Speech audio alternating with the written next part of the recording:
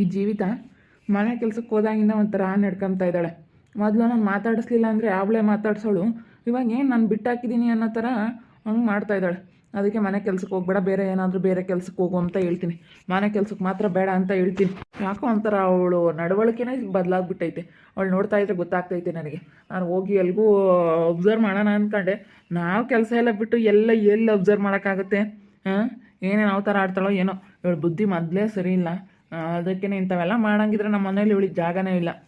ಏನಾನ ಕೆಟ್ಟ ಕೆಲಸ ಮಾಡಿದ್ರೆ ಈ ಮನೆಯಿಂದ ಆಚೆ ಆಗ್ತಾ ಇರೋದೆ. ಇವಳು ಏನೇ ಅಂದ್ರೂ ಇವಳು ಒಂಥರ ಯಾವಾಗ ಇವಳು ಉದ್ಧಾರ ಆಗ್ತಾಳೋ ಏನೋ ಅನಿಸುತ್ತೆ ನನಗೆ. ಒಂಥರ ಹೆಂಗೆ ಆಡ್ತಿರ್ತಾಳೆ ಅಂದರೆ ಅವಳ ಮನಸ್ಸು ಅವಳ ಹಿಡಿತದಲ್ಲಿ ಇರೋದೇ ಇಲ್ಲ. ಏನೇನೋ ಯೋಚನೆ ಬರುತ್ತೆ, ಏನೇನೋ ಕಲ್ಪನೆ ಮಾಡ್ಕೊತಾ ಇರ್ತಾಳೆ. ಅವಳಿಗೆ ಏನೋ ಒಂಥರ ನಿಜವಾಗ್ಲೂ ಅವಳಿಗೆ ಮನಸ್ಸು ಅವಳ ಕೈಯಲ್ಲಿ ಇರೋದೇ ಇಲ್ಲ.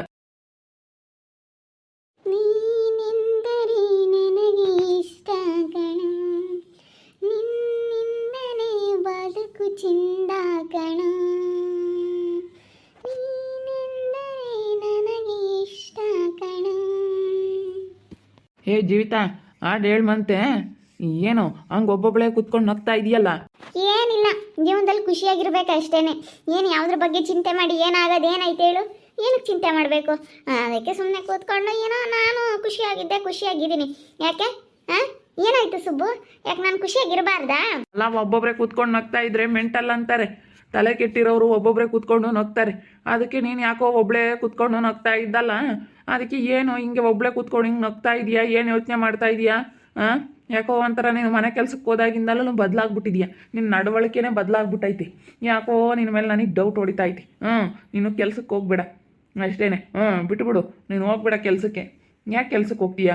ಬೇರೆ ಯಾವುದಾದ್ರೂ ಬೇರೆ ಕೆಲ್ಸಕ್ಕೆ ಹೋಗು. ನೀನು ಅಲ್ಲಿ ಕೆಲ್ಸಕ್ಕೆ ಹೋಗೋದು ನನಗೆ ಇಷ್ಟ ಇಲ್ಲ. ಅಯ್ಯೋ, ನಾನೇನು ಮಾಡಿದೆ? ನಾನು ಈಗ ಮನೆ ಕೆಲ್ಸಕ್ಕೆ ಹೋಗ್ತಾ ಇದ್ದೀನಿ, ಕೆಲಸ ಮುಗಿಸ್ಕೊಂಡು ಮನೆಗೆ ಬರ್ತಾ ಇದ್ದೀನಿ. ಇನ್ನೇನಾಯ್ತಪ್ಪ? ಯಾಕೆ ಈ ಥರ ಮಾತಾಡ್ತಾ ಇದ್ದೀರಾ ನೀವು? ಅಯ್ಯೋ, ಹೇಗೆ ಮಾತಾಡ್ತಾ ಇದ್ದೀರಾ ನೋಡಿ. ನಾನು ಕೆಲ್ಸಕ್ಕೆ ಹೋಗೋದ್ರಲ್ಲಿ ಏನಾದರೂ ತಪ್ಪಿದೆಯಾ? ಈಗ ದುಡ್ಕೊಂಡು ತಿನ್ನಬೇಕು, ಕೆಲ್ಸಕ್ಕೆ ಹೋಗ್ಬೇಕು ಅಂತ ನೀವೇ ಹೇಳಿದ್ರಿ. ಕೆಲ್ಸಕ್ಕೆ ಹೋಗ್ತಾ ಇದ್ದೀನಿ, ಇವಾಗ ಕೆಲ್ಸಕ್ಕೆ ಹೋಗೋಣ ಹೋಗ್ಬೇಡ್ರಿ ಅಂತ ಈಗ ಹೇಳ್ತಾ ಇದ್ದೀರಾ. ಏನು ಹೇಳಬೇಕು ಏನೋ ನನಗೊಂದು ಅರ್ಥ ಆಗ್ತಾ ಇಲ್ಲ.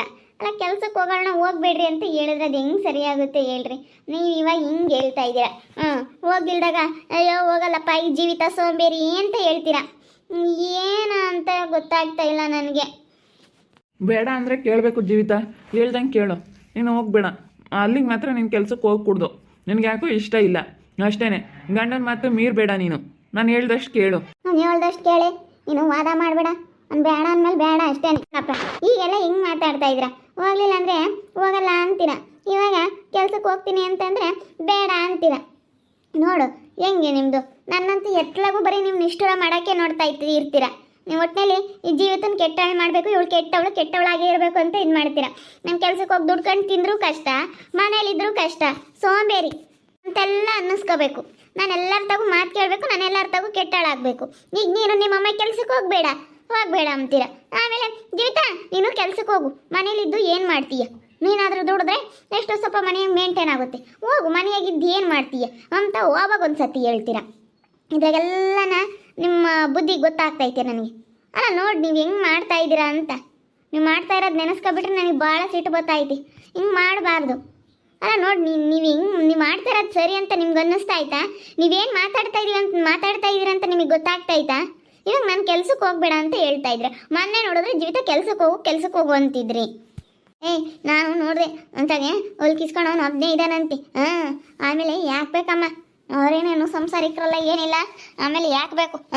ಅವನ ಹತ್ರ ಹೊಲ್ಕಿಸ್ಕೊಂಡು ಮಾತಾಡ್ತಿರೋದನ್ನ ನಾನು ನೋಡಿದೆ ಕಣಿ. ಹೋಗಿ ಹೊಲ್ಕಿಸ್ಕೊಂಡು ಅಂತ ಮಾತಾಡೋ ಅಂಥದ್ದೇನಿ. ನಿನ್ನ ಕೆಲ್ಸಕ್ಕೆ ಹೋದಳು, ನಿನ್ನ ಕೆಲಸ ಏನೋ ಅಷ್ಟೇ, ನಮ್ಗೆ ಇಷ್ಟೇ ಬರಬೇಕು. ಪಾಪ ಅವರು ಭಾಳ ಒಳ್ಳೆಯವರು, ತುಂಬ ಒಳ್ಳೆಯವರು. ಎಷ್ಟು ಚೆನ್ನಾಗೆ ಮಾತಾಡಿಸ್ತಾರೆ. ಅದಕ್ಕೆ ನಗ್ನಗ್ತಾ ಮಾತಾಡ್ತೀವಿ. ಈಗ ಯಾಕಾಗೆ ಆಗಲಿ ನಗ್ನಗ್ತಾ ಮಾತಾಡಿದ್ರೆ ನಮಗೇನೋ ಒಂದು ಒಳ್ಳೇದಾಗುತ್ತೆ. ಕೆಲ್ಸಕ್ಕೆ ಹೋಗೋ ಹತ್ರ ನಾವು ಸಿಟ್ಟು ಮಾಡಿಕೊಂಡು ಇವತ್ತು ಅವ್ರ ಹತ್ರ ಜಗಳಾಡೋಕ್ಕಾಗುತ್ತೆ. ಅತ್ತೆ ನೀನು ಏನೇನೋ ತಿಳ್ಕೊಬೇಡ. ಬರೀ ನಗ್ನಗ್ತಾ ಮಾತಾಡಿದ ಮಾತ್ರಕ್ಕೆ ಏನೇನೋ ತಿಳ್ಕೊಬಾರ್ದತ್ತೆ. ಇಲ್ಲ ಜೀವಿತ, ನಮಗೂ ಯಾಕೋ ಇಷ್ಟ ಆಗಲಿಲ್ಲ. ನಾನು ನೋಡ್ಬಿಟ್ಟೆ, ನನಗೂ ಭಾಳ ಬೇಜಾರಾಗ್ಬಿಡ್ತು. ನಾನು ನೋಡಿದೆ, ನಮ್ಮಮ್ಮ ನಾನು ಇಬ್ಬರು ನೋಡಿದ್ವಿ. ನಮ್ಮ ಅಜ್ಜಿ ನಾನು ಇಬ್ಬರು ನೋಡಿದ್ವಿ. ನೀನು ಅವ್ರ ಹತ್ರ ನಗ್ನಗ್ತಾ ಮಾತಾಡ್ತಾ ಇರೋದನ್ನ ಹಂಗೆ ಸ್ಮೈಲ್ ಮಾಡಿಕೊಂಡು ಮಾತಾಡ್ತಾ ಇರೋದನ್ನ ನೋಡಿದೆ. ನಿನ್ನ ಬುದ್ಧಿ ಸರಿ ಇಲ್ಲ. ಆಮೇಲೆ ಯಾಕೆ ಬೇಕು, ನಿನ್ನ ಮನಸ್ಸು ಹೆಂಗೆ ಬೇಕೋ ಹಂಗೆ ಬದಲಾಗ್ಬಿಡುತ್ತೆ. ಅದಕ್ಕೆ ನೀನು ಹೋಗಬೇಡ. ನಿನ್ನ ಕೆಲಸಕ್ಕೆ ನೀನು ಹೋಗಿ ಕೂಡ್ದು.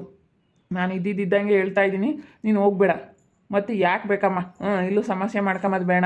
ಇಷ್ಟ ಇಲ್ಲದ ಕೆಲಸ ಮಾಡಬಾರ್ದು ಹೇಳ್ತಾ ಇದ್ದೀನಿ. ಹಿಂಗೆಲ್ಲ ನೀನು ಹೋಗ್ತೀನಿ ಮಾಡ್ತೀನಿ ಅನ್ನೋದಾದ್ರೆ ನಿನ್ನ ಮನೆಯಲ್ಲೇ ಇರಬೇಡ. ನೀನು ಎಲ್ಲಾದರೂ ಹೋಗಿದ್ದು ಬಿಡು, ಸರಿನಾ? ನಿಂಗೆ ಇಷ್ಟ ಬಂದಂಗೆ ನೀನು ಇರ್ತೀನಿ ಅಂದೆ. ಇಲ್ಲ ನಾವು ಹೇಳ್ದಂಗೆ ಕೇಳ್ಕೊಂಡಿರ್ತೀನಿ ಅನ್ನೋದಾದ್ರೆ ನಮ್ಮ ಮನೇಲಿರು. ನಿನಗೆ ಇಷ್ಟ ಬಂದಂತೆ ನೀನು ಇರ್ತೀನಿ ಅನ್ನೋದಾದರೆ ನಿನಗೆಲ್ಲ ಇಷ್ಟ ಆಗುತ್ತೋ ಅಲ್ಲಿರು, ಸರಿನಾ? ನಾವಾಗಲೆಲ್ಲ ಹೇಳೋಕ್ಕಾಗಲ್ಲ.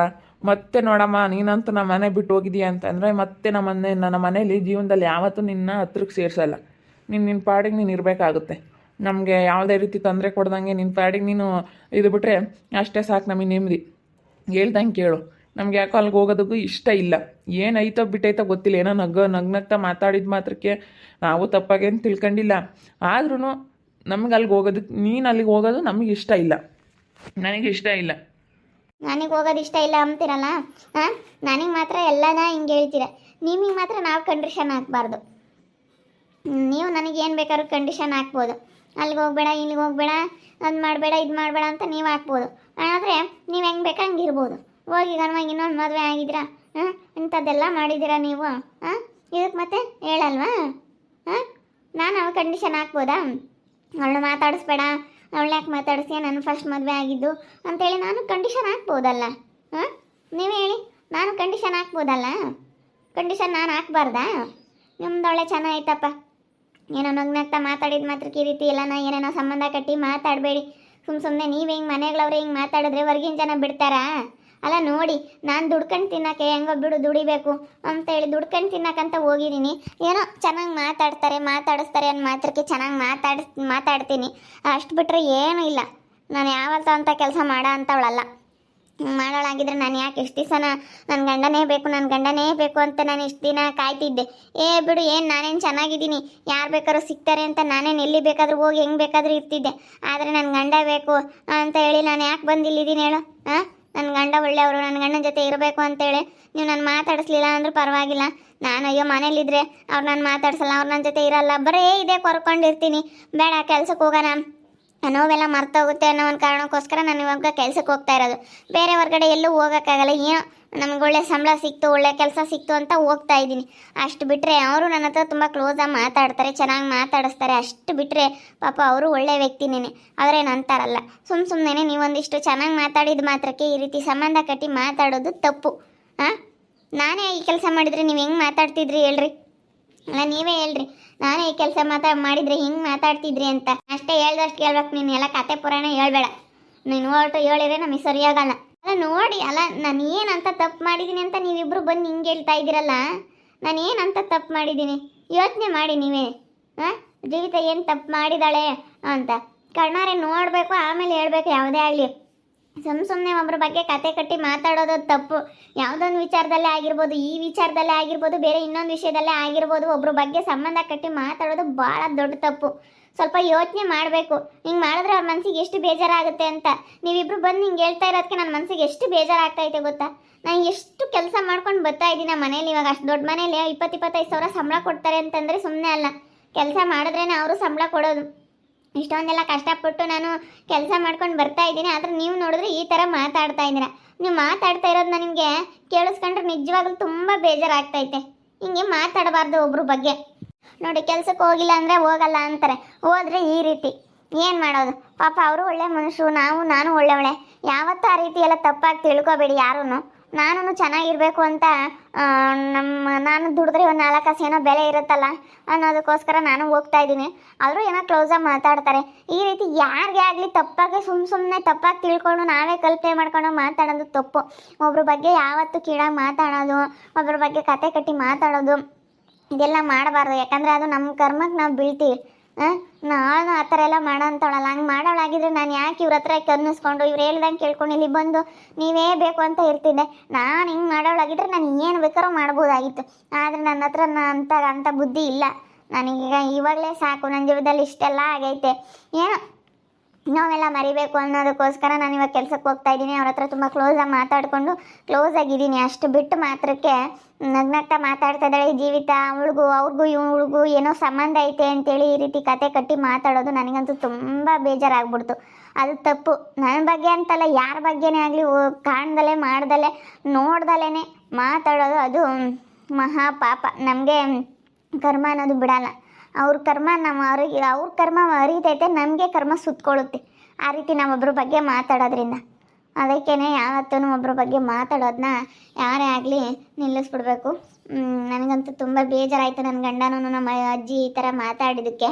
ನೋಡ್ತಾ ಇರಿ, ಏನೇನಾಗ್ಬೋದಂತ ಮುಂದಿನ ಭಾಗದಲ್ಲಿ ನೋಡ್ತಾ ಇರ್ರಿ.